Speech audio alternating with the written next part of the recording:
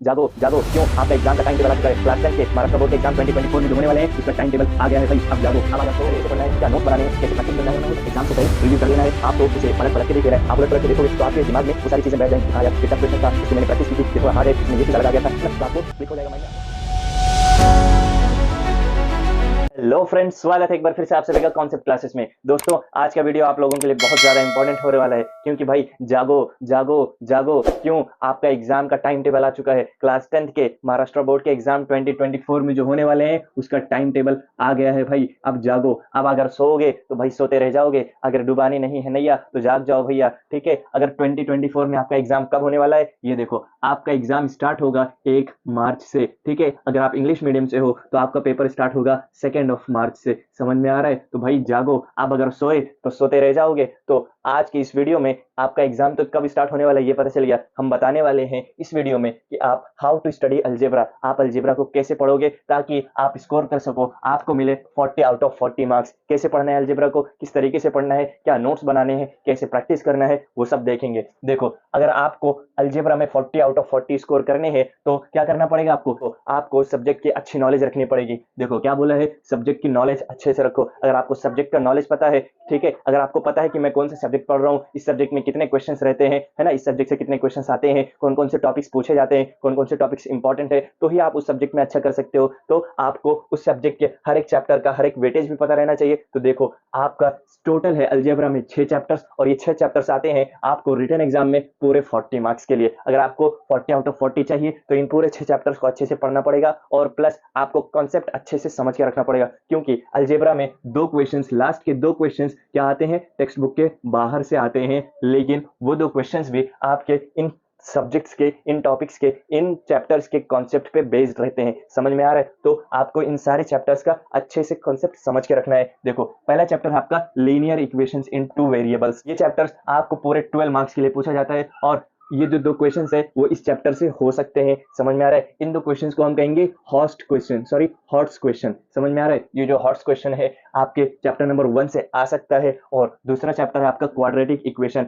ठीक है। ये हॉट्स क्वेश्चन ये चैप्टर के कॉन्सेप्ट पे बेस्ड भी हो सकता है। समझ में आ रहा है? या फिर आपका उसके बाद देखो स्टैटिस्टिक्स जो है, इसमें से वो हॉट्स क्वेश्चन आ सकते हैं। तो 1 2 3, समझ में आ रहा है? ठीक है, ये 3 चैप्टर से आपको हॉट्स क्वेश्चन आ सकते हैं। अगर आपको कभी कभार इसमें से भी हॉट्स क्वेश्चन दे सकता है, इसकी कोई गारंटी नहीं है। इसके लिए आप क्या करो, आप इन पूरे सब्जेक्ट का अच्छे से कंसेप्चुअल नॉलेज रखो। समझ में आ रहा है? फिर आपको क्या होगा, आपके पूरे जो भी हॉट्स क्वेश्चन आएंगे आप वो भी आसानी से सॉल्व कर लोगे, ठीक है। समझ में आ रहा है? देखो, हॉट्स क्वेश्चन में फर्क ये है कि वो क्वेश्चंस आपके टेक्स्ट बुक के अंदर मेंशन नहीं रहते हैं, लेकिन आपके टेक्स्ट बुक में जो पढ़ाया गया है उसी पे बेस्ड वो क्वेश्चन रहते हैं। इस पे ज्यादा टेंशन लेने की, ज्यादा टेंस होने की कोई जरूरत नहीं है। आपको वो सॉल्व करने आएंगे। क्या लगेगा आपको, सिर्फ थोड़ी सी प्रैक्टिस लगेगी, आपको सिर्फ वो थोड़ा सी कॉन्सेप्ट की नॉलेज लगेगी। समझ में आ रहा है? देखो, उसके बाद है आपका chapter number 3 arithmetic progression. Arithmetic progression आपका है 8 मार्क्स का। ये जो 8 मार्क्स का चैप्टर है ये आपको, ये बच्चों को ज्यादातर बहुत ईजी लगता है। तो मेरा ये कहना है कि भाई प्रोबेबिलिटी हो गया, स्टैटिस्टिक्स हो गया, और ये अरिथमेटिक प्रोग्रेशन हो गया, ये रहेंगे आपके स्कोरिंग चैप्टर्स।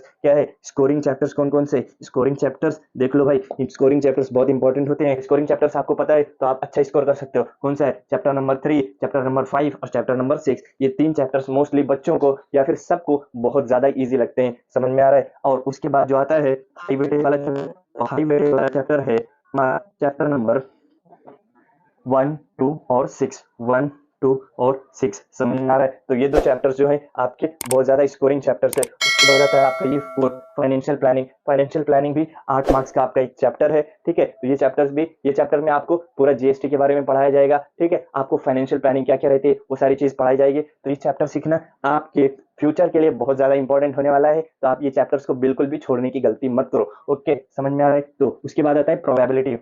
प्रोबेबिलिटी क्या होती है? प्रोबेबिलिटी होती है संभावना। ये सारे चैप्टर्स की वीडियो आपको हमारे चैनल पे मिल जाएगी, ठीक है। हमने ये सारे चैप्टर्स पढ़ा के खत्म कर दिए हैं। आपको अगर चाहिए तो आप ये वीडियोस हमारे चैनल से देख सकते हैं और तैयारी कर सकते हैं। आपकी पूरी अलजेब्रा के सब्जेक्ट को पढ़ने के लिए आपको 40 आउट ऑफ 40 मार्क्स की गारंटी है। आपको अगर कॉन्सेप्ट समझ में आया, आप अच्छे से प्रैक्टिस करते हो, तो आपको 40 आउट ऑफ 40 मिलेंगे। ओके, समझ में आ रहा है? फिर उसके बाद आता है स्टैटिस्टिक्स। स्टैटिस्टिक्स 12 मार्क्स का है, बहुत ज्यादा ईजी सब्जेक्ट है, ठीक है, बहुत ज्यादा ईजी चैप्टर है। आपको ज्यादा से ज्यादा मार्क्स स्कोर करने वाला चैप्टर है। आपको इसमें बहुत ही ज्यादा मार्क्स स्कोर कर सकते हो, वो भी कम मेहनत के साथ। समझ में आ रहा है? तो ये थे आपके पूरे चैप्टर वाइज जो भी वेटेज है चैप्टर्स का वो अब देखना है कि हमें पढ़ना कैसे है। देखो, पढ़ने के लिए आप जो भी वीडियो देख रहे हो, ठीक है, उसके एक्सप्लेनेशन को अच्छे से ध्यान से सुनो। अगर आप एक्सप्लेनेशन को ध्यान से सुनते हो तो आपको कॉन्सेप्ट समझ में आएगा। ये नहीं यहाँ वीडियो चल रहा है, आप यहाँ एक्सप्लेनेशन सुन रहे हो और आपके दिमाग में चल रहा है भाई मैं खेलने गया था, आज मैंने 6 मारा कि नहीं, आज मैंने 4 मारा कि नहीं, आज मैं 6 छक्के मारूंगा, आज मैं 4 चौके मारने वाला हूँ। ये सब अगर आपके दिमाग में चल रहा है, या फिर मम्मी ने घर पे क्या बनाया होगा,